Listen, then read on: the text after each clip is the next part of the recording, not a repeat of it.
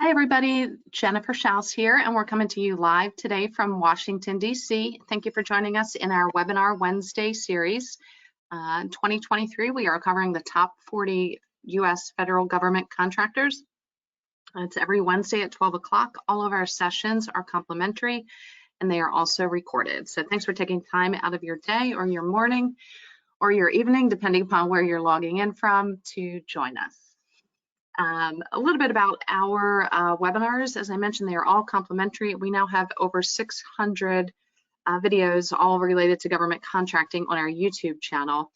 If you hop over using that link that you see there at the top of or the middle of the screen, that will give you the alerts for any time that we upload any new content, including today's webinar. It doesn't cost you anything to follow our channel. If you're looking just for the PowerPoint, and sometimes we've got some links in some of the presentations that you might want to look at. You can go over to SlideShare. It doesn't cost you anything there either to download any of the 600 plus presentations that you've seen through our organization over the last probably 10 or 15 years. Okay, a quick blurb about us. We are based in downtown DC. It's a sunny day here, and I think it's almost 80 degrees outside. We do provide professional services for companies that are revenue generating and typically have a footprint in the federal market. Our main service is contract vehicles, more specifically the GSA schedule. We also put on a host of events and conferences throughout the year, as well as these webinars and a couple of specialty webinars. If you want more information about anything here on this page or more information about us, just hop over to our website, which is the jenniferschaus.com. If you are trying to reach federal government contractors as part of your marketing plan, so banks, law firms, insurance companies, payroll, benefits, any types of organizations that fall into those categories, we do have almost 6,000 subscribers on our YouTube channel. Our newsletter now hits over 25,000 subscribers, most of which are government contractors. We've got over 27,000 LinkedIn followers. So if you send us an email to the hello@jenniferschaus.com, we will provide a media kit for you. Okay, our webinars are complimentary because we have sponsors, and so we want to thank our friends at GovEvents, Set Aside Alert, and Fairfax County. GovEvents is the premier platform for posting events related to government and government contracting. You can find all of our webinars and our events on govevents.com, as well as recordings from our past 600 webinars. We also want to thank Tom Johnson and his team at Set Aside Alert. They are the go-to publication for contracting opportunities for small, women-owned, veteran-owned, hub-zone, and 8A firms. They send a daily email out for contract opportunities for all of those small business categories. If you just go to setasidealert.com, you'll get more information about how to sign up for that service. The Fairfax Economic Development Authority in Virginia has an online calendar of events and webinars, and we want to thank them for posting our events and webinars on their calendar. The GovSpend FedMine platform is what powers the data in our presentations and our webinars this year, as well as some of the past webinars that we've done over the last few years. We want to thank them for providing the data. It does take time and effort to put these reports together. So the GovSpend FedMine vision is to be the leading trusted source of data, analytics, and insight for organizations buying and selling in the public sector. The FedMine Federal Solution integrates data from 18 federal data sources and sets and creates a single convenient database that places the key data points at your fingertips. GovSpend began as a spending and purchase order database specifically within the state, local, and education sector, otherwise known as the SLED market. And today the database includes contract opportunities within thousands of entities at federal, state, and local and educational organizations. With the acquisition of FedMine in 2021, the combined platform empowers teams to make smarter decisions. Thank you to GovSpend and FedMine for providing the data in the webinar series this year and in previous years. The Virginia PTAC at George Mason University in Virginia offers free 101 counseling to established government contracting firms in Virginia on federal, state, and local procurement topics. If you're interested in learning more, please use the links provided to explore services, review homework recommendations, register for live training, and find useful links to agencies and other self-directed learning. Online resources and group trainings are free with no restriction on business location. One-on-one counseling is, however, limited to eligible client companies. They're in the process of changing their name. This is true for all of the PTACs across the country to Apex Accelerators. Please join the Greater Reston Chamber of Commerce in their 11th annual Business to Government Matchmaking Conference and Small Business Expo. You'll hear from government speakers and a variety of other subject matter experts. You can register online and get more information about this event on May 4th at the novab2g.restonchamber.org website. BidSpeed. Our friends at BidSpeed have also sponsored this webinar series. Do you want help winning government contracts? BidSpeed helps and you win. Opportunities from every federal, state, and local public source in the United States. Need to find a teaming partner, incumbent point of contact, expiring contracts, and more. What about a compliance matrix or proposal templates? Want a solution to win with your GSA schedule? Maybe an easier or better way. If you said yes, log in at bidspeed.com. BidSpeed is an official partner of the US SBA's 7J Management and Technical Assistance Program. Get started today at bidspeed.com. Got contact information there in the lower right-hand corner of your screen. Okay, the FBC, the Federal Business Council, events are the ultimate engagement channel to bring government and industry together. 68% of government personnel report that they attend more than one event each year. FBC has worked with government and industry for 45 plus years to create gatherings where ideas are shared and to help government achieve its goals. This includes agency industry days, cybersecurity symposiums, tech expos, and off-site meetings. FBC provides full lifecycle meeting planning and event management. With over 5,000 meetings under their belt, FBC has the experience, systems, and personnel to make your next event exceptional. Learn more at fbcinc.com. Okay, so a little bit about the series and our schedule, and then we'll dig into the content for today.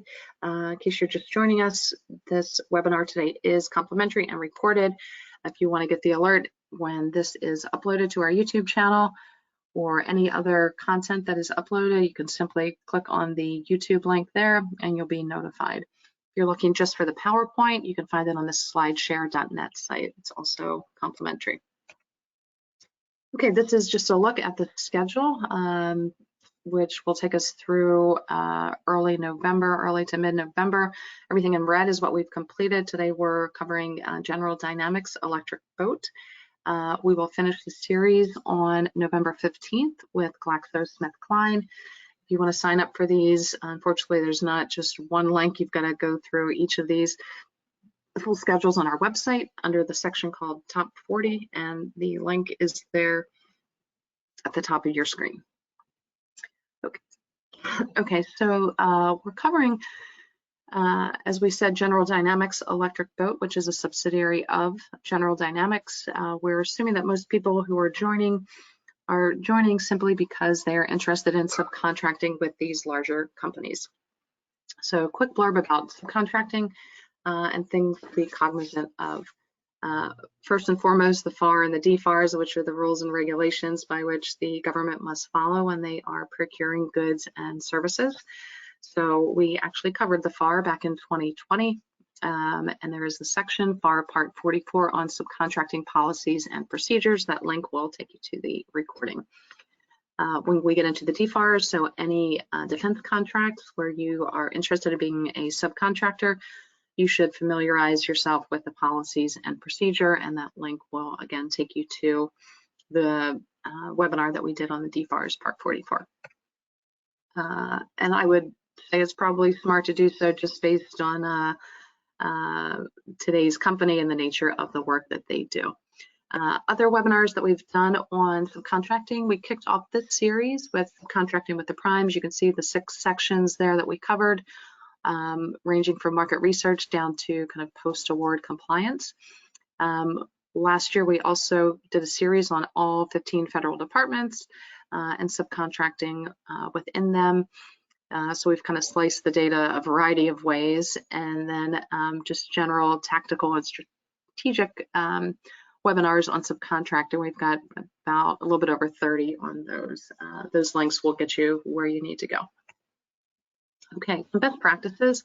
If you are going to pursue the subcontracting route, you simply want to define what you do and do well and be known as the best in your business at doing just that.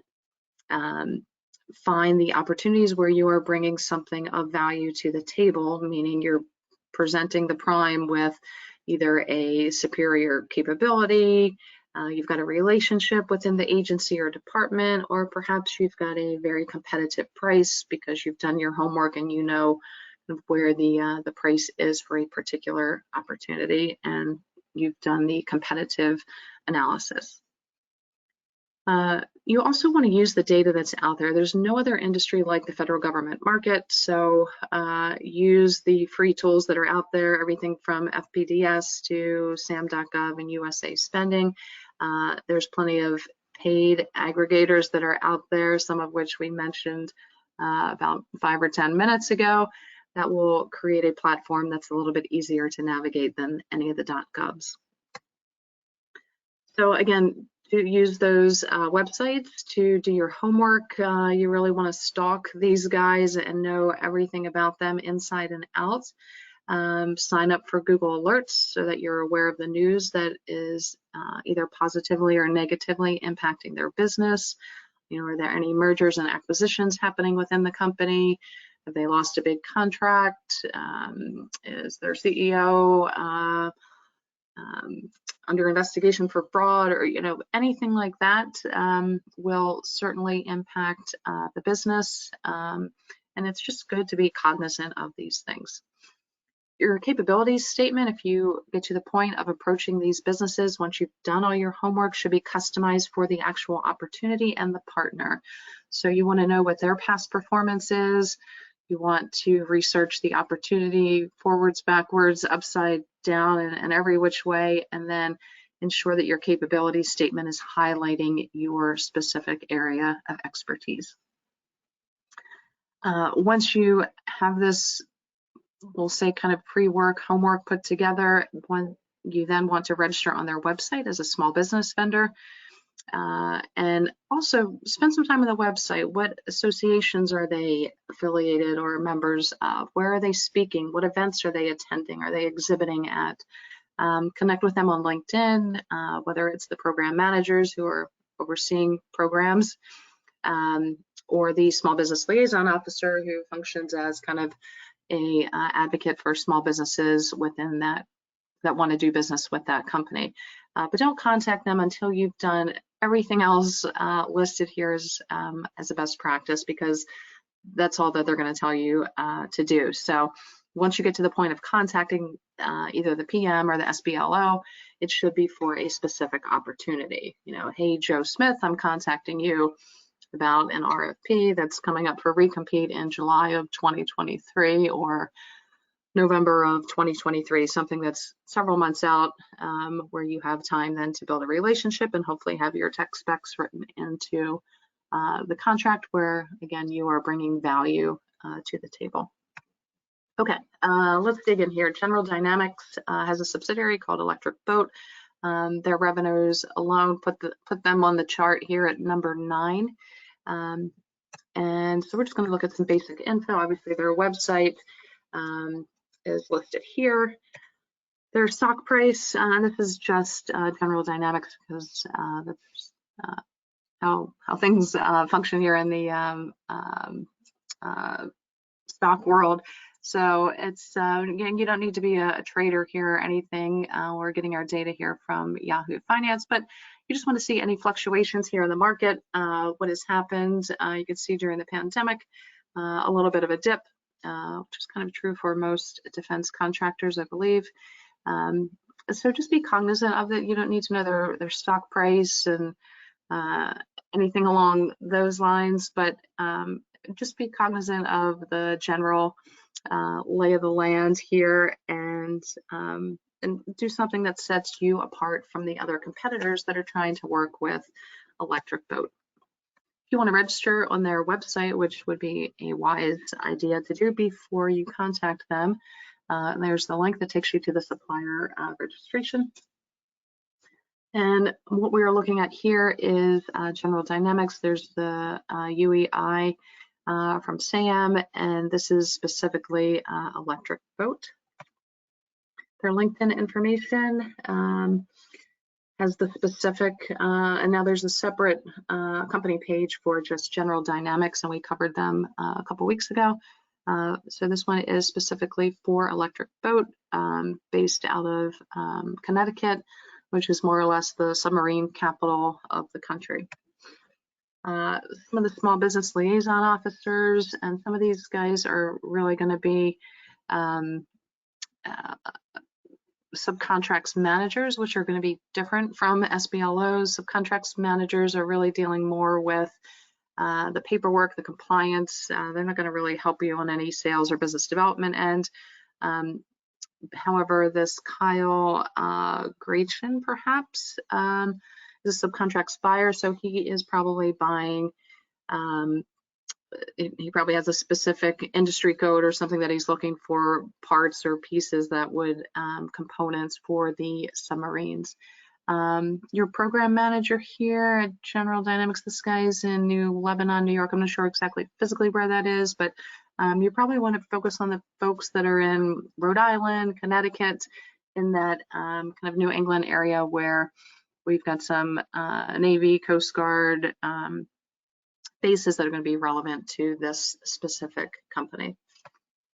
Okay, we will look at the prime contracts on the civilian side, which actually there are none. These guys are 100% defense contractors. You can imagine, I can't imagine any civilian agencies buying submarines. As one would suspect, submarines would fall under the Navy, and as you can see here, it's kind of self-explanatory. There's not a lot of interpretation, but in 2020, even though we saw that their stock price was down, they more than doubled, almost tripled their money from fiscal year 19 to fiscal year 2020. 2023 looks a little bit glim, simply because the nature of DoD reporting lags behind civilian agencies, and kind of makes sense. But if we look at the grand totals here, and there's nothing here to skip over actually on the DLA side, there's still some opportunity there as well. But if you just look at the totals, as I said, from 2019 to 2020, the revenues more than doubled, going from 4.5 to 11.6. Dipped a little bit in 2021, but then appears to be back on a upward trajectory. We don't have this broken out into quarters, which would actually be nice to see, because fiscal year 2023, which we're currently in, again, that reporting is a little bit delayed, so maybe the bulk of the purchases are happening in Q3 or Q4. So it will be interesting to see what happens in fiscal year 2023. The top 5 NAICS codes, no surprises here, just based on what you can decipher from their website, and by the nature of their business is primarily the shipbuilding and repairing and engineering services. The purple represents 2020, which again is where we saw some really big numbers, as well as 2021. So again, it'll be interesting to see how fiscal year 2023 pans out. And this is just a different way of looking at the numbers, which is probably a little bit easier to read versus graphs, not as pretty or colorful, but clearly shows, again, 2020 as being the big winner, with 2021 showing a dip, and then kind of back on an upward trajectory for fiscal year 2022. And this obviously just breaks down the various business lines that they're focused on.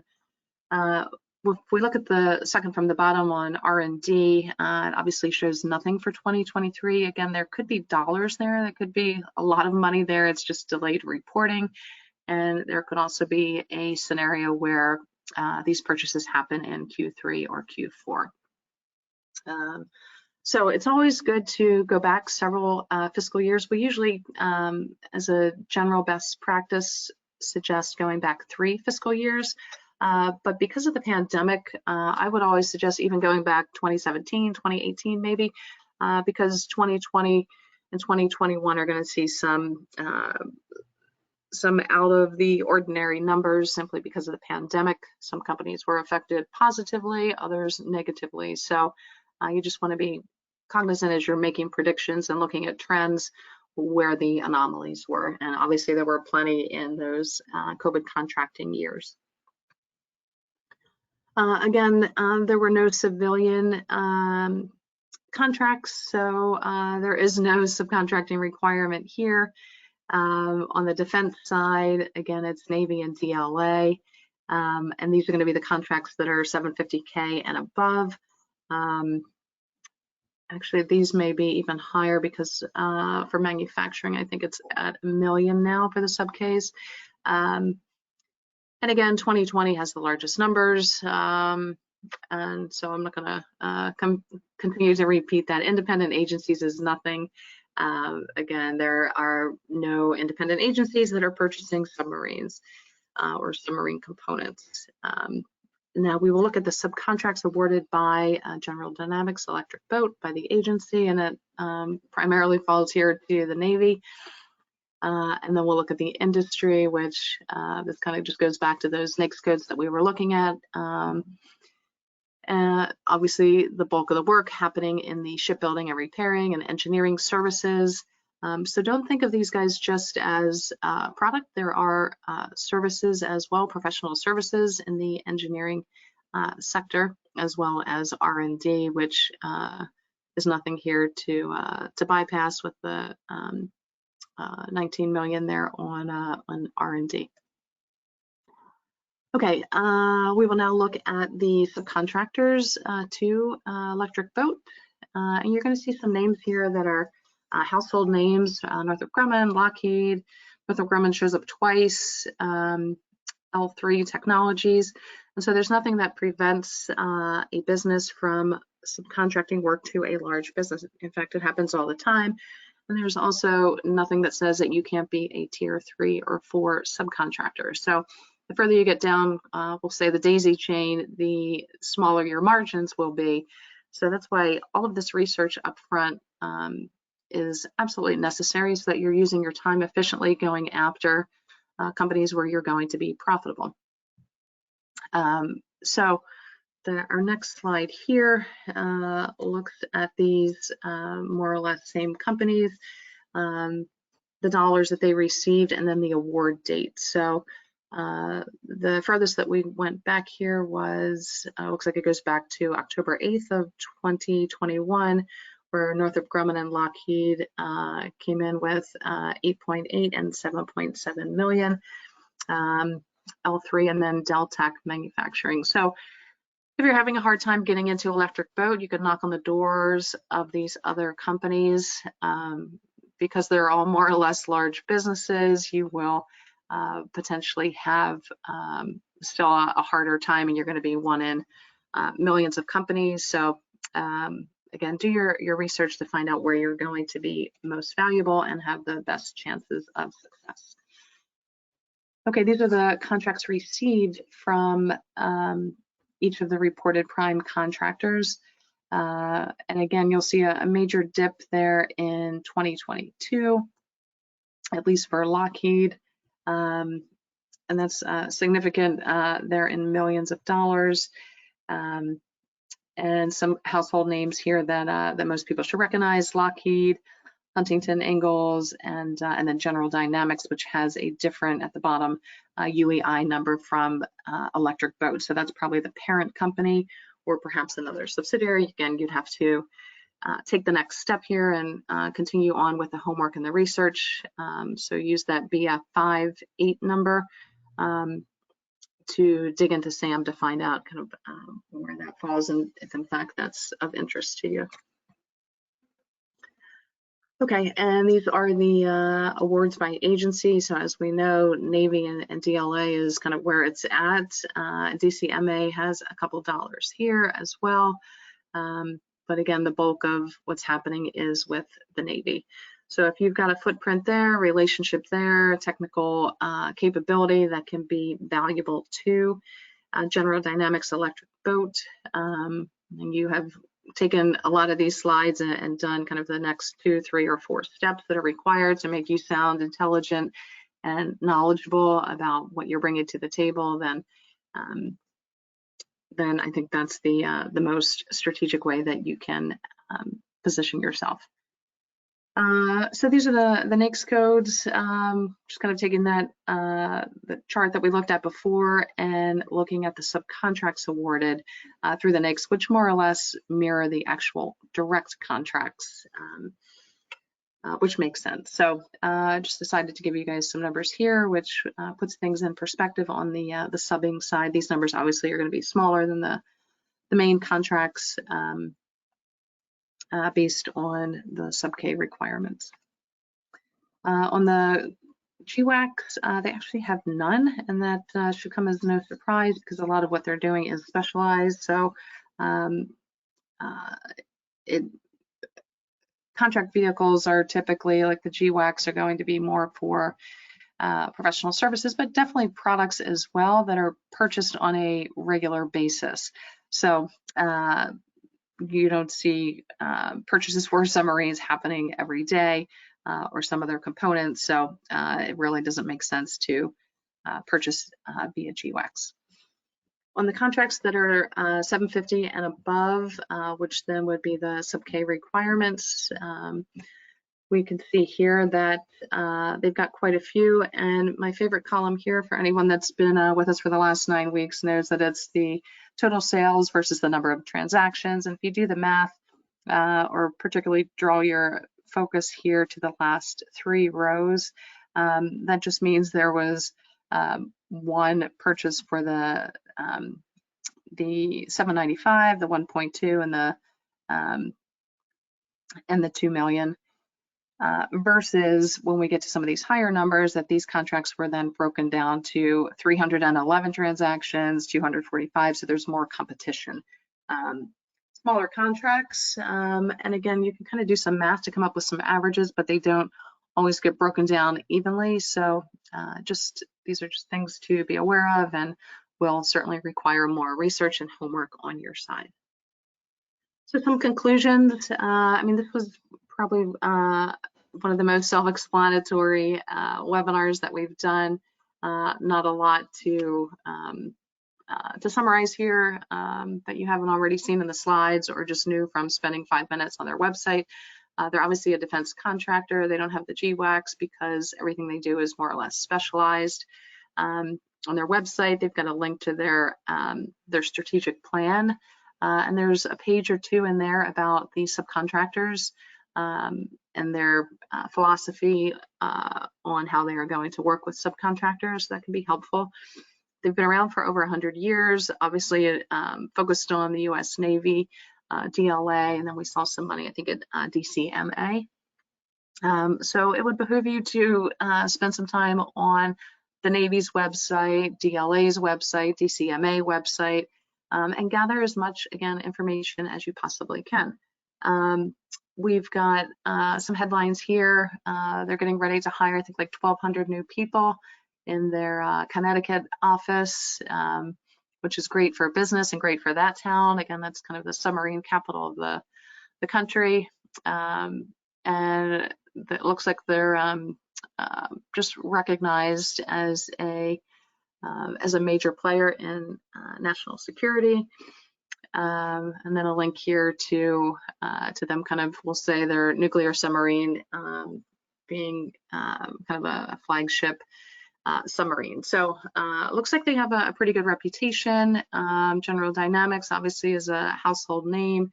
So if you do kind of play in this space, either in R&D or engineering related to submarines, and you understand the DFARS and done all your homework, then I would say put together a plan of action to work with these guys. So that is all that we have for today. We want to thank you for participating. Again, you can get the recording as well as the PowerPoint on the SlideShare site, recordings on the YouTube channel. You'll get an alert if you click on the YouTube link. You'll find this will be our, I think, 607th video up on YouTube. And next week we cover TriWest Healthcare. And again, we will finish on November 15th, which is a Wednesday. They're all Wednesdays, GlaxoSmithKline. You can find the complete schedule on our website at the tab called Top 40. And that's it. So thanks everybody for joining us today, and we hope to see you again next week. Thank you.